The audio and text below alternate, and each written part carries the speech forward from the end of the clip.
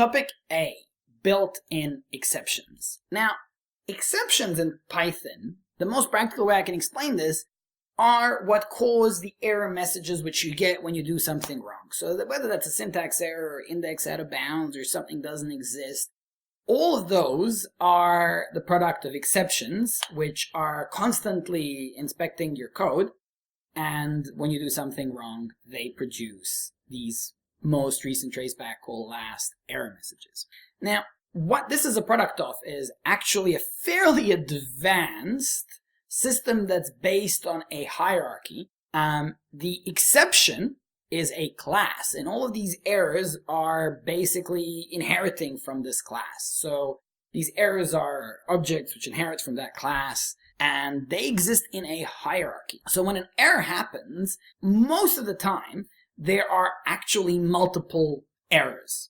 The lowest level errors deal with bits and bytes, and the highest level errors actually, specifically say, hey, you're missing an indent or a point, or you've mistyped something. So this tracing through the hierarchy, but also selecting which error message the user receives, is some very, very advanced programming that's built into the Python interpreter. Now, Python interpreter is written in C, and you'd have to be a gun C programmer to really, dig in and really understand that.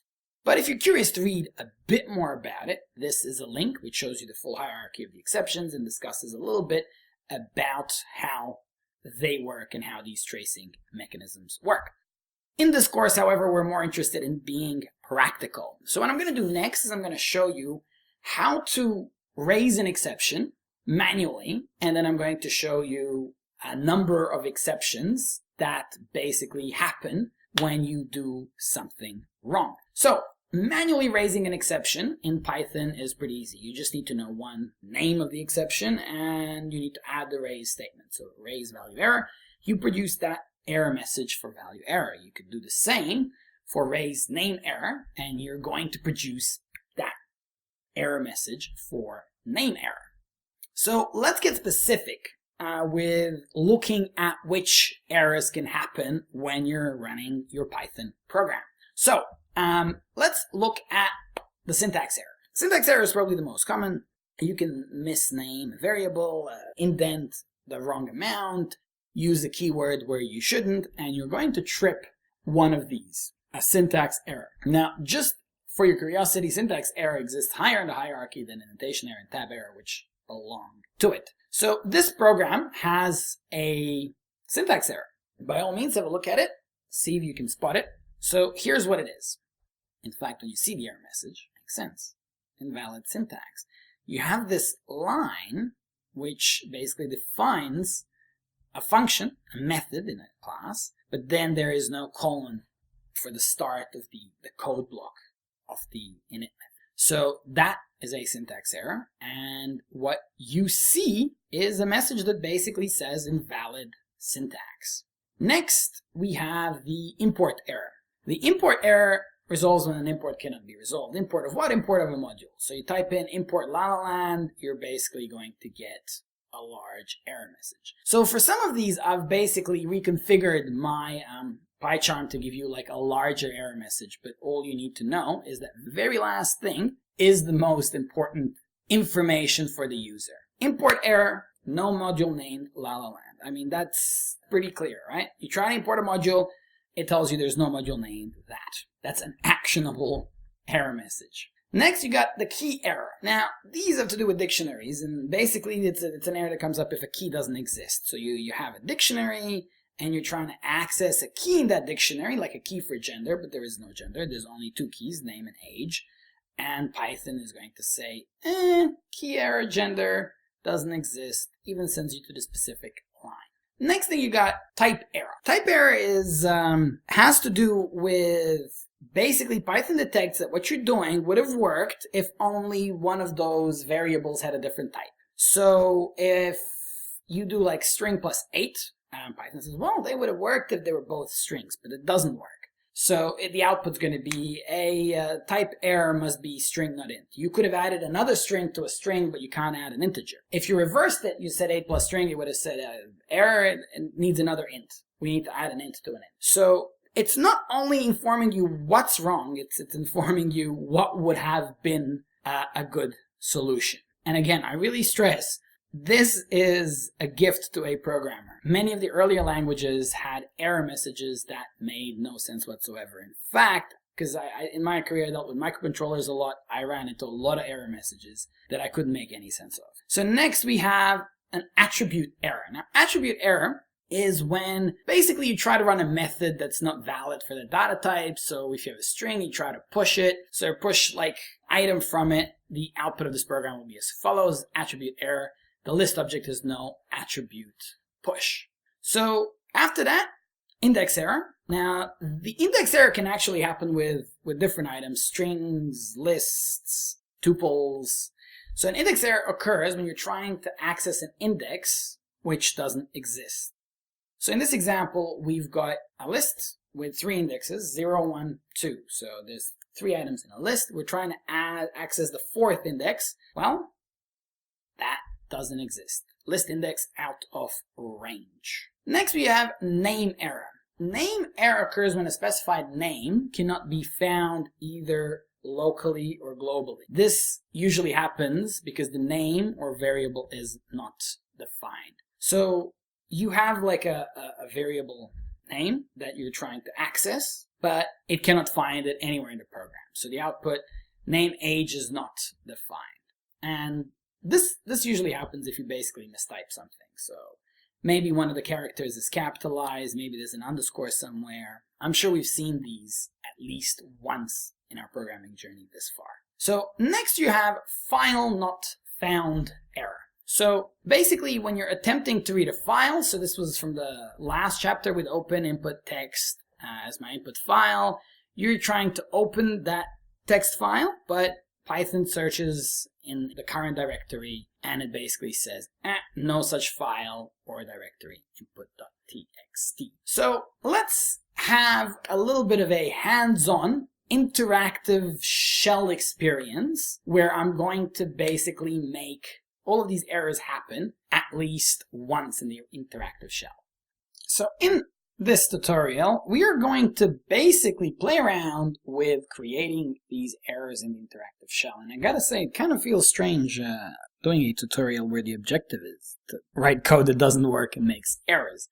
So let's start with making a simple syntax error. So we've previously done an example with a function definition. Let's do a different one. So for example, like let's say you don't have these open and closed curly braces, and you just go straight for that, and maybe even type pass. That is going to be a syntax error because that is an invalid syntax. But let's say you did do that. Let's say you go def calculate and open and close these ones, and then in here you put in pass. Well, that's going to be an indentation error, which is actually a subtype of the syntax error. But it's kind of cool that the error message that you get is actually the more helpful one in terms of which item in the hierarchy gets stripped up.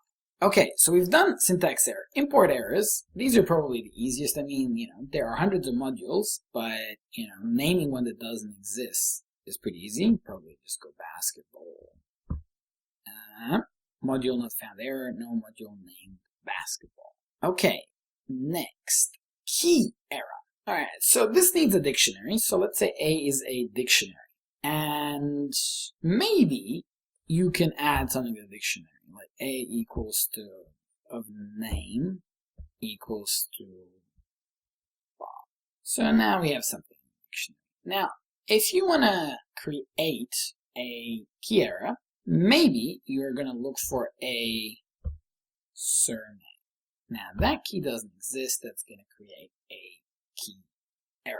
All right, type error. I guess we've got A, so we can use A. So let's say you try to add A to a list. A list that's got some items. Doesn't matter what's in the list. You won't be able to add a list in a dictionary. That's going to produce a type error. Okay, attribute error.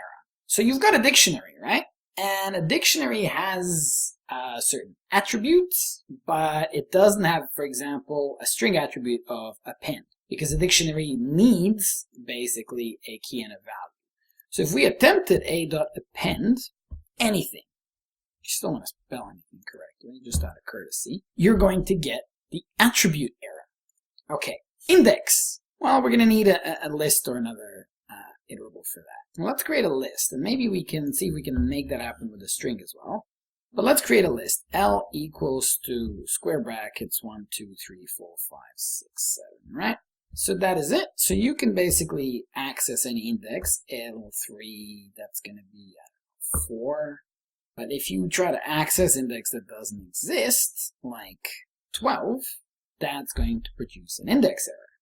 And I wonder if we had a string, this is something you could access an index of the string, like in character 6 is S, that's something. So what if you went S22? Would that be an index error? It would be. So you can basically get index errors with any iterable if the index is out of range. Okay, 2 more to go. Name error. Probably the easiest to create, right? You just type in a name and it just isn't found. Right? You can like say 1b equals some value. It would probably be, oh, that'll be a syntax error actually. So name error stands for valid names that don't exist. Syntax errors are going to be raised when you have invalid names. So we've got the very last one, which is going to be the file not found error. So basically you're going to use the open and search for some .txt that doesn't exist. And what if we give it a variable name like c equals to something txt? That's going to be file not found error because something.txt doesn't exist. So I hope that was insightful. Just giving you another perspective on what you have seen with the slides. And I'm sure this has been a little bit of a deja vu moment because doing Python over the last 10 lessons, you would have seen most of these and now you know a little bit more about what they